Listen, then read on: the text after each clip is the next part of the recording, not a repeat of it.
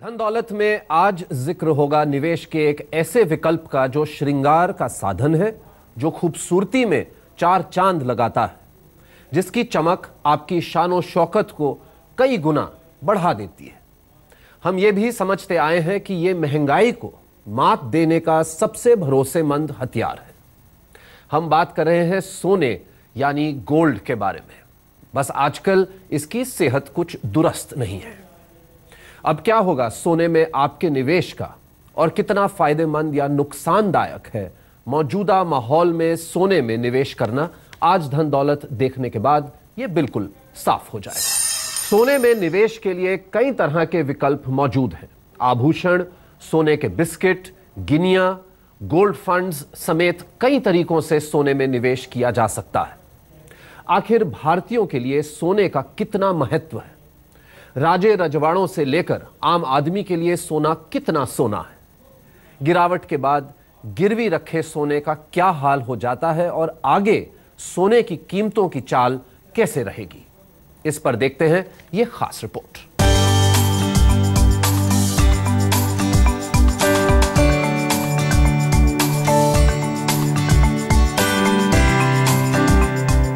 Gold हमारे लिए प्रतिष्ठा है, सुरक्षा है, जमा पूंजी है।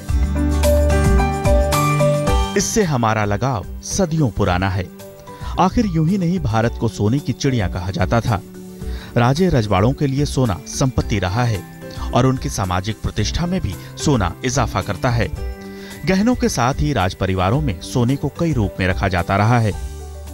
रॉयल फैमिली का मेंबर के इस हिसाब से मुझे ऐसे लगता है कि पुराने ज़माने में जो थे तो हर चीज़ चांदी और सोने के तौर पे रहती थी, और जेवरात और सब कुछ, भले ही वो हमारे क्यों ना हो या हाथी घोड़े, हर चीज़ का दे हैज़ टू बी कुछ ना कुछ ज्वेलरी जो रहती थी, या उनके जो भी हमारी जो भी चीज़ें रहती थी सोने और चांदी में ही रहती थी। गोल्ड पेंटिंग्स अगर राजघरानों की मिल्कियत हैं, तो आम आदमी भी सोने के प्रति अपने मोह को छोड़ नहीं पाता। गोल्ड का तो एक एसेट है जो फ्यूचर में भी और हर तरीके से हम लोग सोचते हैं कि बहुत ज़रूरी है, और वैसे भी लेडीज़ के लिए तो गोल्ड सबसे ज़्यादा इम्पोर्टेंट है। हाल के बरसों में लोगों की सोच बदली है और गोल्ड में निवेश का चलन भी बढ़ने लगा है। हालांकि भारतीय सोने को चाहे ज्वेलरी के तौर पर खरीदें या सोने की गिन्नियां, उसे बेचना उन्हें कतई मंजूर नहीं है। गोल्ड के प्रति हर कस्टमर का एक इमोशनल सेंटीमेंट है। वो गोल्ड अपने एसेट के तौर पे हमसे परचेज करता है, चाहे वो ज्वेलरी के रूप में हो, चाहे वो रॉ गोल्ड के रूप में हो, चाहे वो कॉइन्स के रूप में हो। सेंटीमेंट तो हमेशा जुड़ा हुआ ही रहेगा लेडीज़ों के साथ।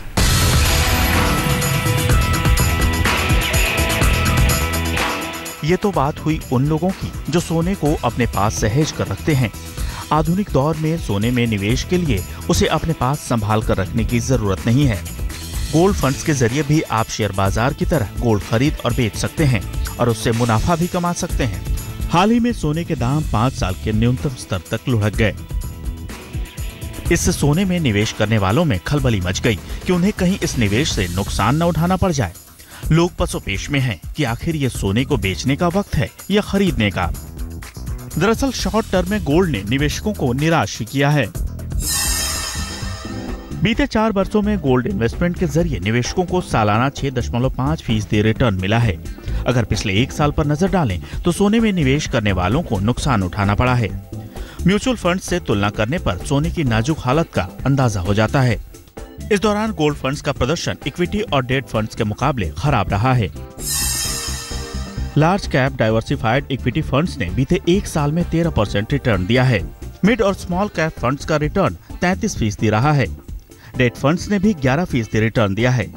सोने का रिटर्न नेगेटिव है, यानी -11%। बीते 3 साल में गोल्ड सबसे खराब रिटर्न देने वाला निवेश का विकल्प साबित हुआ है।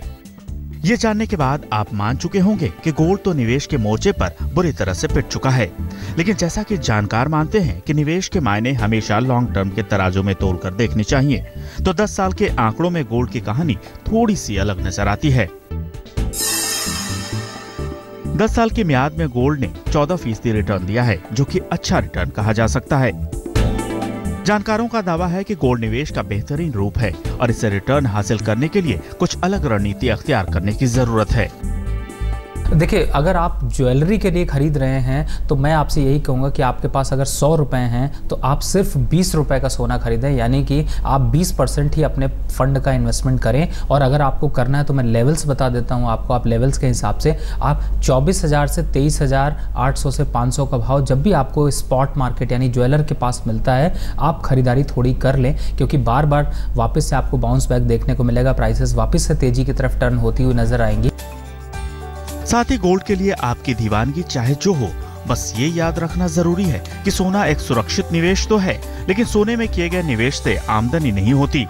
ऐसे में कुल निवेश का 10 से 20% ही सोने पर खर्च करना चाहिए।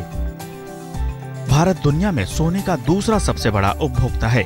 1/4 सोना हर साल भारतीय खरीद लेते हैं। अभी तक ये सोना यूं ही घरों में या लॉकर्स में पड़ा रहता है।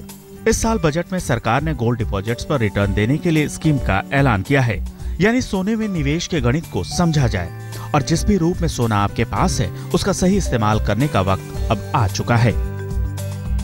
आदित्य के राणा, दिल्ली, आज तक। गोल्ड में निवेश से जुड़े तमाम पहलुओं पर चर्चा के लिए अब हमारे साथ मुंबई से जुड़ चुके हैं सुरेश सदगोपन, जो सीईओ हैं लैडर 7 वेल्थ मैनेजमेंट के, एक जाने माने सर्टिफाइड फाइनेंशियल प्लानर भी हैं। सुरेश, बहुत बहुत धन्यवाद आने के लिए धन दौलत पर। मैं आपसे सबसे पहला सवाल ये करूंगा कि जो खस्ता हालत हो रखी है गोल्ड की, रोज पढ़ते हैं कि एक नया बॉटम जिसे कहते हैं 4 ईयर लो, 5 ईयर लो होता जा रहा है। किस तरह से समझ रहे हैं आप ये जो हालात है इस वक्त गोल्ड के बाजार में? गोल्ड का साइकिल होता है 30 years. I mean that is what we have seen in the past. 30 year cycle gold का बुलिश साइकिल शुरू हुआ था 2001 में एंड 2001 से 2011 तक गोल्ड का बुलिश साइकिल हुआ था। अभी 2011 से शायद 20 इयर्स के लिए शायद बैरिश साइकिल हो सकता है। बुलिश साइकिल बैरिश साइकिल होने के लिए कुछ कारण भी है। गोल्ड नॉर्मली डॉलर से इनवर्सली कोरिलेटेड है। जब भी डॉलर गिरा हुआ स्थिति में है, गोल्ड ऊपर जाता है।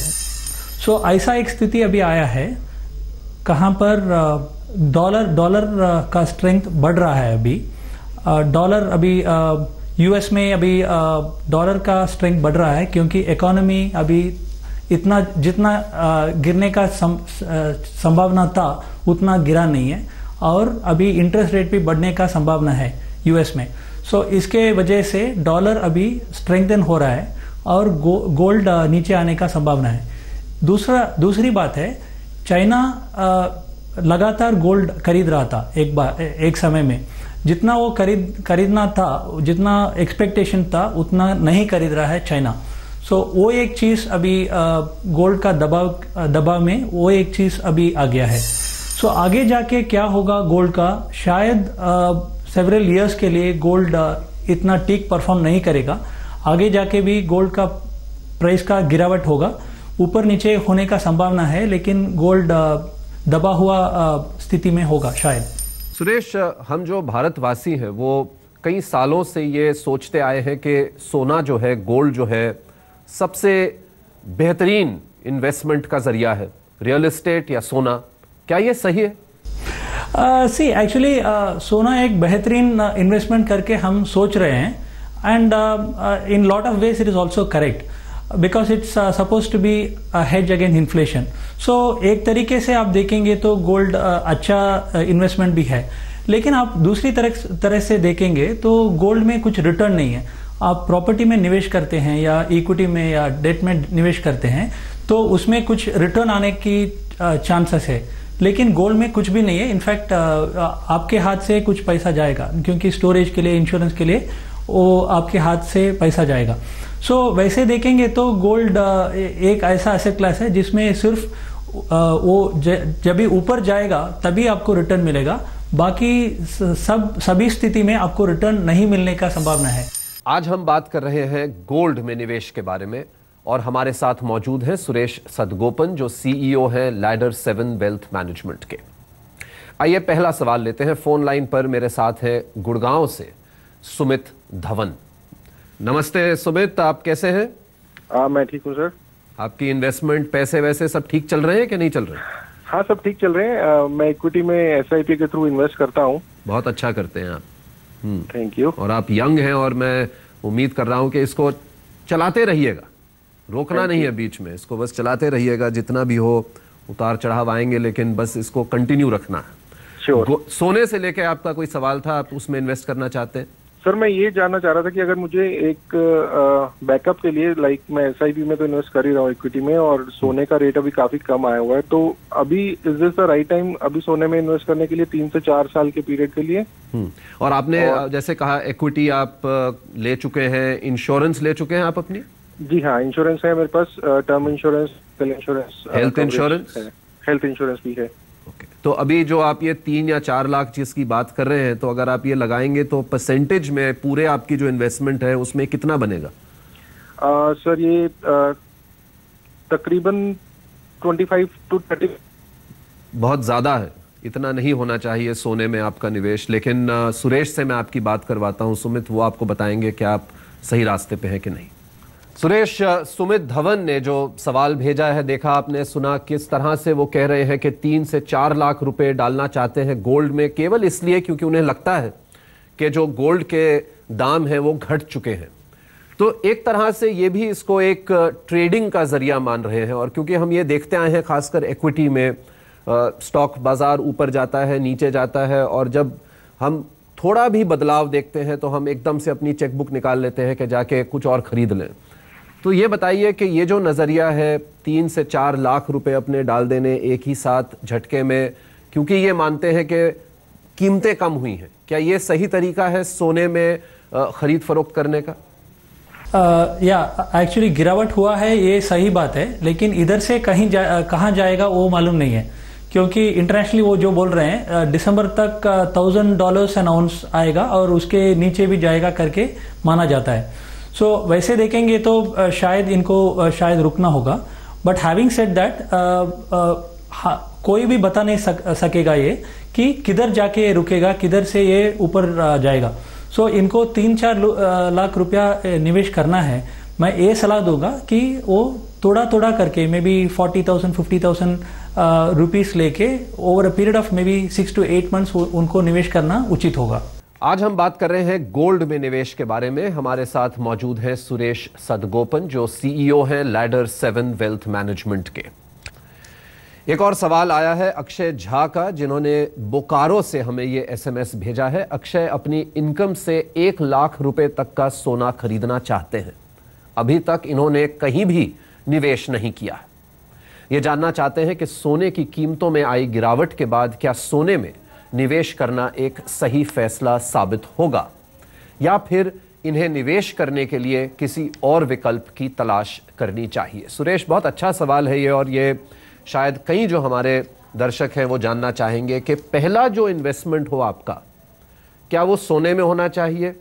ये एक यंग इंसान है और ये कहते हैं कि इन्होंने आज तक कभी भी इन्वेस्ट नहीं किया और पहली इन्वेस्टमेंट सोने में करना चाहते हैं 1 लाख रुपए की। क्या ये सही करना चाहते हैं? या मुझे ये लगता है ये इमोशनल टाइप का इन्वेस्टमेंट शायद होगा इनके लिए। मैं ये सलाह दूंगा कि इनिशियली थोड़ा डेट में इनको इन्वेस्टमेंट करना चाहिए, क्योंकि जब भी हम यंग होते हैं तभी lot of goals are there, short term goals are there, there may be requirements, और वेकेशन करना है या कुछ खरीदना है, किसी और को खरीद के कुछ गिफ्ट देना है, वो सब रिक्वायरमेंट्स होता है। सो थोड़ा लिक्विडिटी अच्छा रखने के लिए डेट में इन्वेस्ट करना चाहिए। उसके आगे जो भी अमाउंट है जो इन्वेस्ट कर सकते हैं उसको इक्विटी में इन्वेस्ट करना चाहिए, क्योंकि आगे जाके इक्विटी आपको बेस्ट रिटर्न्स दे सकता है। आई मीन आप सेंसेक्स का रिटर्न देखेंगे तो लास्ट 35 ईयर्स में on an average 17% compound annual growth rate के हिसाब से वो दिया है। सो मैं ये सलाह दूंगा कि इनिशियली थोड़ा डेट में लिक्विडिटी के लिए इन्वेस्ट करना होगा उनके लिए, और इक्विटी में बाकी जो पॉसिबल है वो इक्विटी में इन्वेस्ट करना चाहिए। गोल्ड उसके बाद आ सकता है। At the first instance gold should not be the first investment. बहुत बहुत धन्यवाद सुरेश आने के लिए आज और हमारे दर्शकों के सवालों के जवाब लेने के लिए। उम्मीद है आज धन दौलत देखने के बाद सोने में निवेश से जुड़ी आपकी हर मुश्किल को हमने थोड़ा आसान बना दिया होगा। अगर आप शेयर बाजार, बैंक एफडी, म्यूचुअल फंड्स या फिर रियल एस्टेट में निवेश के बारे में किसी भी तरह की दुविधा में हैं तो आप हमें जरूर लिखिए dhandaulat@aajtak.com पर। हमारे एक्सपर्ट्स आपके हर सवाल का जवाब देकर आपके पैसे का ख्याल रखने का बेहतरीन तरीका बताने के लिए हर हफ्ते हमारे साथ हाजिर रहेंगे।